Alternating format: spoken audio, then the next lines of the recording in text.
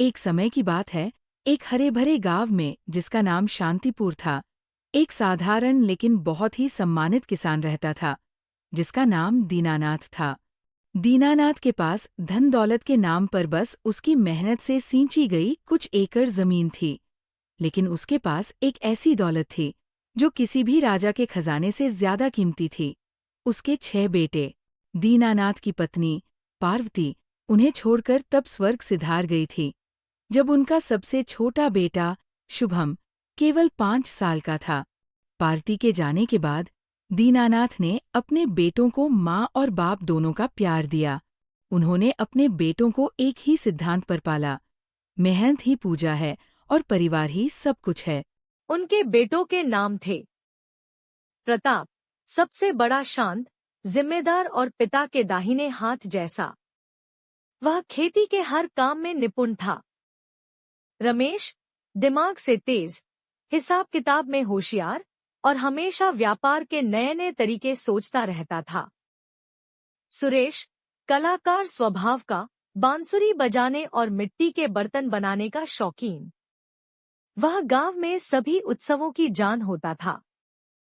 विमल, शारीरिक रूप से सबसे मजबूत, पहलवानी और गांव की सुरक्षा में रुचि रखता था।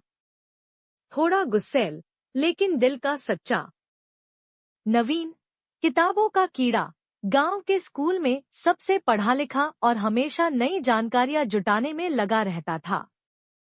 शुभम, सबसे छोटा, सरल, भोला और परिवार में सबसे प्यारा।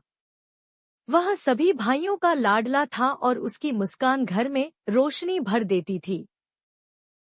दीनानाथ के खेत बेटों के बढ़ते कदमों के साथ साथ फलते फूलते रहे। सभी बेटों का स्वभाव अलग था, लेकिन उनके बीच अटूट स्नेह था। सुबह खेत पर प्रताप और विमल हल चलाते, जबकि रमेश बाजार में उपज बेचने का काम देखता। सुरेश दोपहर में अपनी कला में मग्न रहता और नवीन गांव के बच्चों को पढ़ाता। दीनानाथ दूर बैठकर अपने बेटों की एकता को देखकर मुस्कुराते थे। साल दर साल बीतते गए। बेटों ने विवाह किए और घर खुशियों से भर गया। अब घर में नई बहुएं और कुछ सालों में छोटे छोटे बच्चे भी आ गए। दीनानाथ अब दादा बन चुके थे। उन्होंने अपने बेटों को अलग होने की कभी इजाजत नहीं दी। उनका घर एक विशाल बरगद के पेड़ जैसा था, जिसकी जड़ें जमीन में मजबूती से धंसी हुई थी और जिसकी शाखाएं, बेटे, चारों दिशाओं में फैली हुई थी, लेकिन तना, दीनानाथ, उन्हें एक साथ थामे हुए था। लेकिन समय अपनी रफ्तार से चलता है और एक जैसी स्थिति हमेशा नहीं रहती। जैसे जैसे परिवार बड़ा होता गया, वैसे वैसे राय और जरूरतों में अंतर आने लगा। पहला टकराव रमेश और प्रताप के बीच हुआ। रमेश ने सुझाव दिया कि उन्हें परंपरागत खेती छोड़कर नकदी फसलें, कैश क्रॉप्स, उगानी चाहिए, जिससे ज्यादा मुनाफा होगा। प्रताप, जो हमेशा से पुरानी परंपराओं पर भरोसा करता था, इस जोखिम के लिए तैयार नहीं था। रमेश ने कहा, बापू, हमें समय के साथ चलना होगा। पुरानी तरीकों से गुजारा तो हो जाएगा, पर हमें तरक्की करनी है। प्रताप ने जवाब दिया, तरक्की? क्या अपनी जमीन को दांव पर लगाकर? हमारी जमीन ने हमेशा हमारा पेट भरा है। जुआ खेलना सही नहीं है। दूसरा तनाव बहुओं के बीच पैदा हुआ। सबकी अपनी अपनी रसोई और जरूरतें थी।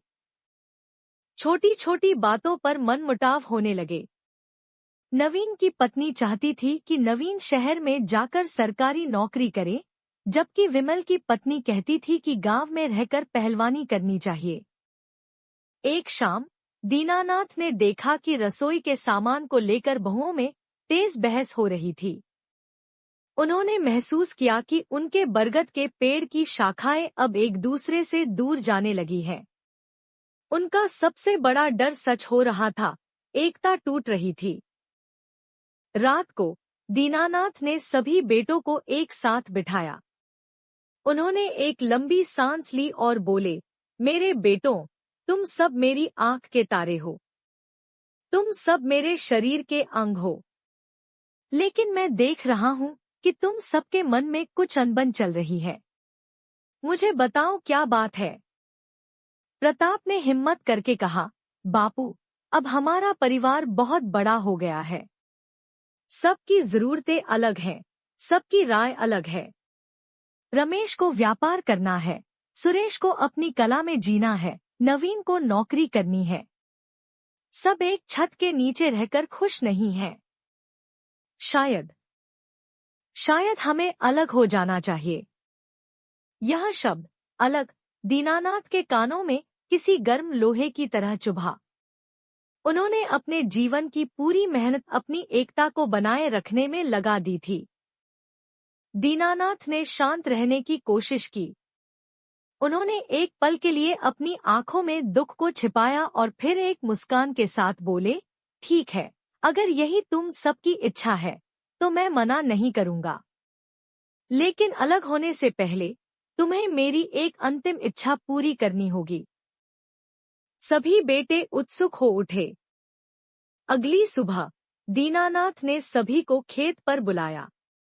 उन्होंने 6 अलग-अलग लकड़ियों के बंडल मंगवाए। उन्होंने प्रताप को पहला बंडल दिया और कहा, प्रताप, तुम इसे तोड़ो। प्रताप ने पूरी ताकत लगाई और आसानी से बंडल को तोड़ दिया। फिर उन्होंने दूसरा बंडल रमेश को, तीसरा सुरेश को, चौथा विमल को, पांचवा नवीन को और छठा शुभम को दिया। सभी ने अपने अपने बंडल को एक एक करके तोड़ दिया। दीनानाथ ने फिर एक मजबूत लकड़ी का एक और मोटा बंडल बनवाया, जिसमें वे सभी लकड़ियां थीं।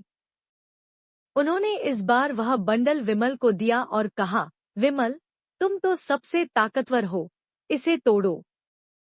विमल ने अपनी पूरी ताकत लगाई, पसीना बहाया, लेकिन वह उस मोटे बंडल को तोड़ नहीं पाया। बाकी बेटों ने भी एक एक करके कोशिश की, लेकिन कोई भी उस बंडल को तोड़ नहीं सका।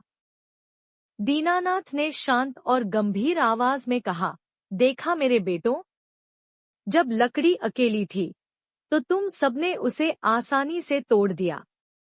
जब वह एक साथ थी तो तुममें से कोई भी उसे तोड़ नहीं पाया।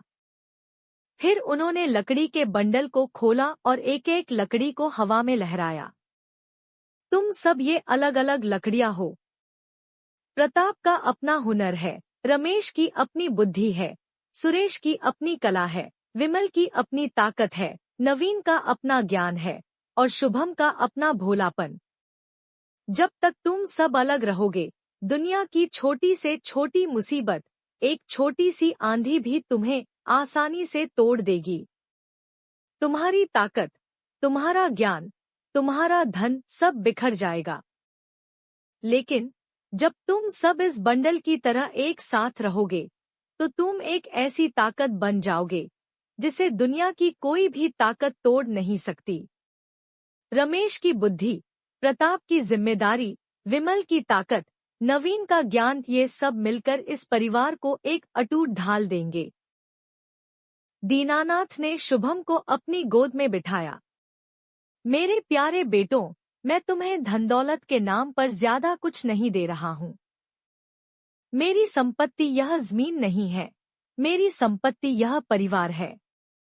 मैं तुम्हें अपनी एकता की विरासत देना चाहता हूँ। यह दुनिया की सबसे बड़ी दौलत है। पिता की आंखों में छलकता निस्वार्थ प्रेम और ईमानदार सलाह देखकर बेटों की आंखें भर आईं। उन्हें अपनी छोटी छोटी बातों पर शर्मिंदगी महसूस हुई। उन्हें एहसास हुआ कि वे जिस आराम की तलाश में थे, वह अलगाव में नहीं, बल्कि एकजुटता में है। प्रताप ने आगे बढ़कर पिता के पैर छुए और कहा, बापू, हमें माफ कर दीजिए। हमने छोटी छोटी बातों के लिए इतना बड़ा बलिदान करने का सोच लिया था। आज हमें एहसास हुआ कि हम 6 भाई नहीं हैं, हम एक ताकत हैं, सातवें आपके साथ। हम वादा करते हैं, हम कभी अलग नहीं होंगे। रमेश ने अपने भाई प्रताप को गले लगाया। भैया, अब से हम सब मिलकर काम करेंगे। मेरी व्यापार की सोच, आपके अनुभव के साथ मिलकर काम करेगी। हम अपने खेत को और पूरे गांव को मिलकर आगे बढ़ाएंगे। उस दिन दीनानाथ का घर टूटने से बच गया। बेटों ने मिलकर काम करने की एक नई योजना बनाई। रमेश ने शहर में एक दुकान खोली जिसमें प्रताप के खेतों का अनाज बिकता था। विमल ने गांव के युवाओं को पहलवानी सिखाना शुरू किया, जिससे गांव के चौकीदार बनते थे।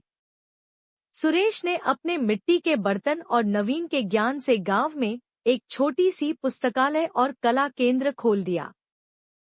दीनानाथ के जीवन का शेष भाग उनके पोते पोतियों के शोर और अपने 6 बेटों की अटूट एकता को देखते हुए बीता। दीनानाथ जब बूढ़े हुए और उनका अंतिम समय आया तो उन्होंने अपने बेटों को बुलाया। उन्होंने कोई वसीयत नहीं लिखी, बस अपने बेटों के सिर पर हाथ फेरा और कहा, याद रखना, एक धागा कमजोर होता है, लेकिन जब 6 धागे एक साथ मिल जाते हैं तो वे एक मजबूत रस्सी बन जाते हैं। मेरी असली विरासत जमीन नहीं, बल्कि तुम्हारा आपसी प्रेम है। दीनानाथ चले गए, लेकिन उनकी कहानी शांतिपुर गांव में एक किंवदंती बन गई। उनके 6 बेटे और उनके परिवार एक साथ रहे, अपनी अलग अलग प्रतिभाओं को एक दूसरे के साथ मिलाकर। उन्होंने न केवल अपने परिवार को, बल्कि पूरे गांव को समृद्ध किया। यह कहानी आज भी हमें यही सिखाती है कि अकेले हम सिर्फ एक बूंद हैं, लेकिन एक साथ हम एक महासागर हैं। परिवार में मतभेद हो सकते हैं, लेकिन प्रेम और एकता की शक्ति से बड़ी कोई शक्ति नहीं होती।